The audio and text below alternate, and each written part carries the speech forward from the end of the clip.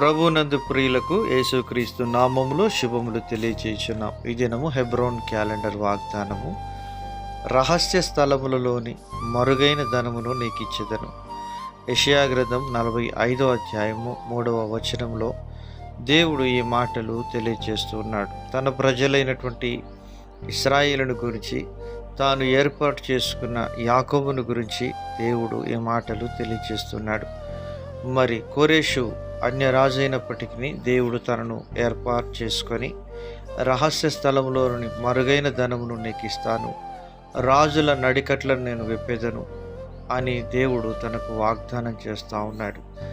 నేను సర్వశక్తి గల దేవుడను, సార్వభౌమాధికారం కలిగినటువంటి వాడను, నేను వెలుగును సృజించే దేవుడను అని అనేక విషయాలు దేవుడు ఈ యొక్క భాగంలో తెలియజేస్తూ ఉన్నాడు.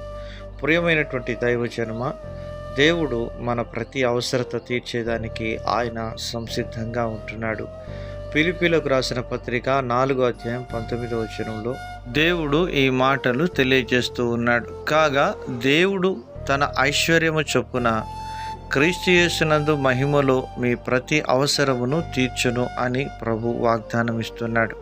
అవునండి, దేవుడు ఐశ్వర్యవంతుడు. ఆయన మహిమలో క్రీస్తు యేసు ద్వారా మన ప్రతి అవసరత అక్కర తీర్చబడేదిగా ఉంటుంది.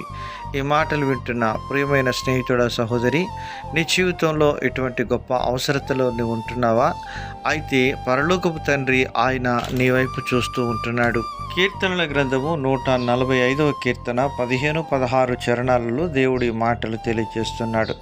సర్వజీవుల కన్నులు నీ వైపు చూచుచున్నవి, తగిన కాలమందు నీవు వారికి ఆహారం ఇచ్చుదువు.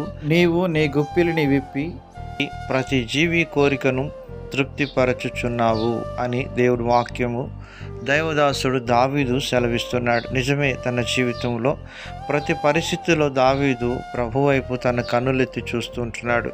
కొండల తట్టి నేను కన్నులెత్తుదును, నాకు సహాయం ఎచ్చట నుండి వచ్చును, యెహోవా యొద్ద నుండి నాకు సహాయం వచ్చును అని ప్రభు సెలవిస్తున్నాడు. ప్రియమైనటువంటి దేవుని ప్రజలారా, దేవుని దగ్గర నుంచి సహాయము పరలోకం నుంచి అనుగ్రహించబడితేనే తప్ప ఎవడును ఏది పొందుకోనేరడని యోహాను గారు రాస్తూ చెప్తూ ఉంటున్నారు. ఇలాగున దేవుడు తన్ను ప్రేమించు వారి కొరకు ఏవేవి సిద్ధపరిచినో అవి కంటికి కనబడలేదు, చెవికి వినబడలేదు, హృదయమునకు గోచరము కాలేదు.